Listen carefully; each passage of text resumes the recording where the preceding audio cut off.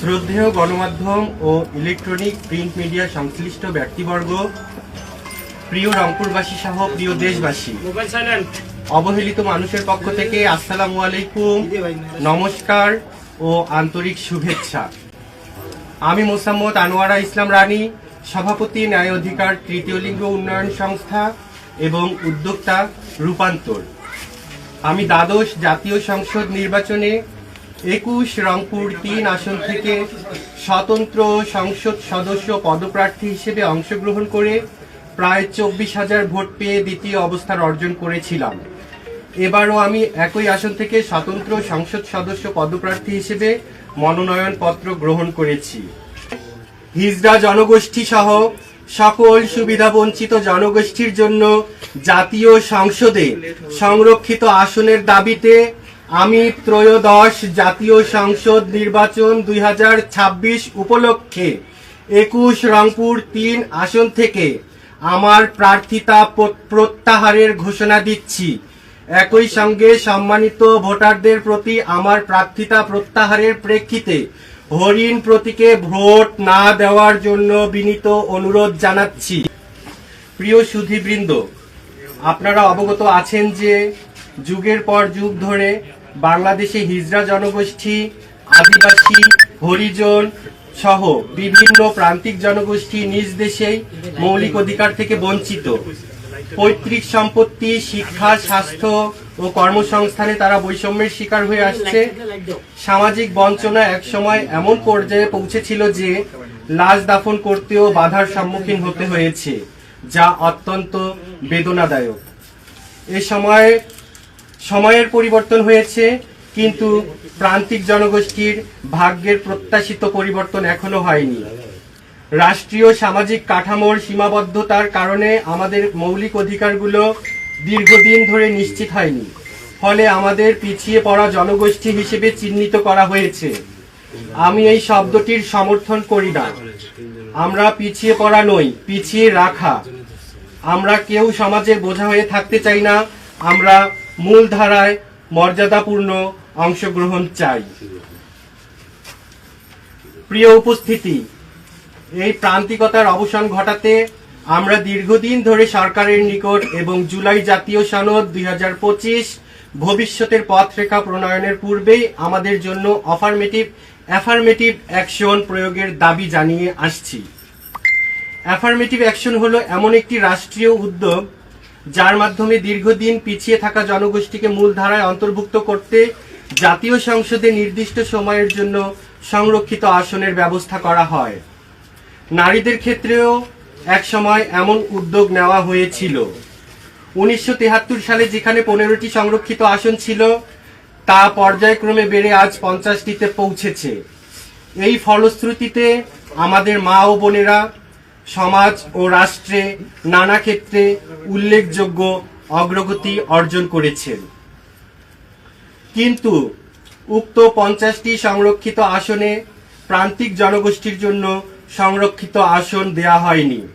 নারীদের পাশাপাশি হিজড়া সম্প্রদায় সহ সকল প্রান্তিক জনগোষ্ঠীর জন্য সংরক্ষিত আসনের দাবি জানাচ্ছি। আমরাও সমাজের বোঝা হয়ে থাকতে চাই না। আমাদের প্রান্তিকতা থেকে মুক্তি দেয়া হোক।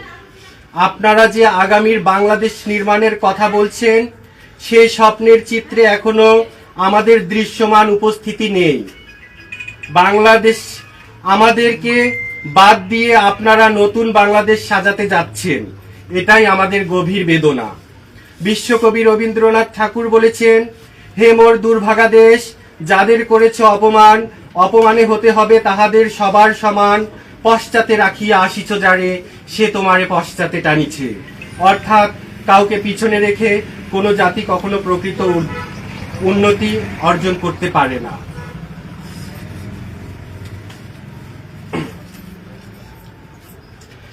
আমরা নারী ও পুরুষ উভয় বৈশিষ্ট্যের অধিকারী মানুষ। আমাদের জীবন ব্যবস্থা ভিন্ন হয়, আমরা অনেক ক্ষেত্রেই আরো নিবেদিতভাবে দায়িত্ব পালনে সক্ষম হই। আমি আবার বলছি, প্রিয় জন্মভূমির কাছে হিজড়া জনগোষ্ঠী সহ সকল সুবিধাবঞ্চিত জনগোষ্ঠীর জন্য জাতীয় সংসদে সংরক্ষিত আসনের দাবিতে আমি ত্রয়োদশ জাতীয় সংসদ নির্বাচন 2026 উপলক্ষে 21 রংপুর 3 আসন থেকে আমার প্রার্থিতা প্রত্যাহারের ঘোষণা দিচ্ছি।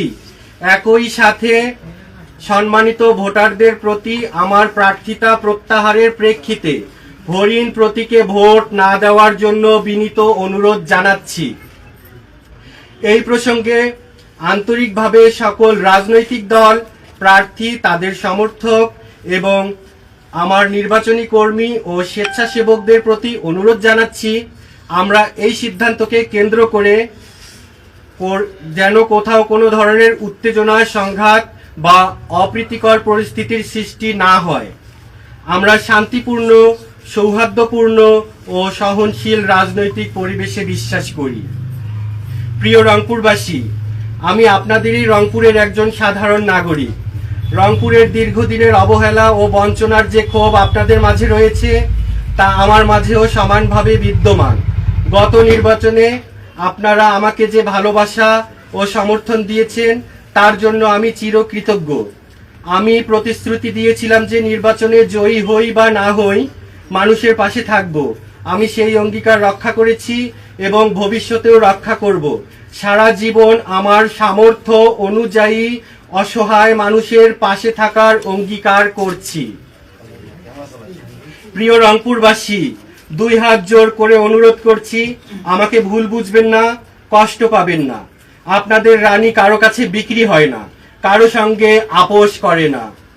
এটি কোনো বিদায় নয়, এটি বৈষম্যের বিরুদ্ধে একটি দৃঢ়, নীতিগত ও শান্তিপূর্ণ অবস্থান।